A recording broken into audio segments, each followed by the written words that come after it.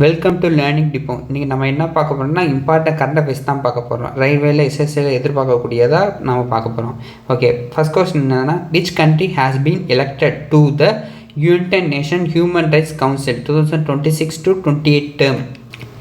அதாவது யுனைடெட் நேஷனோட மனித உரிமை ஆணையத்தில் யார் எலெக்ட் ஆங்க அப்படின்னு கேட்குறாங்க. ஆப்ஷன் என்னது? ஏ, இந்தியா தான் எலெக்ட் ஆகியிருக்காங்க. இந்தியா எத்தனாவது முறையாக இது எலெக்ட் ஆகியிருக்காங்கன்னா செவன்த் டைமாக இது எலெக்ட் ஆகியிருக்காங்க. சரிங்களா?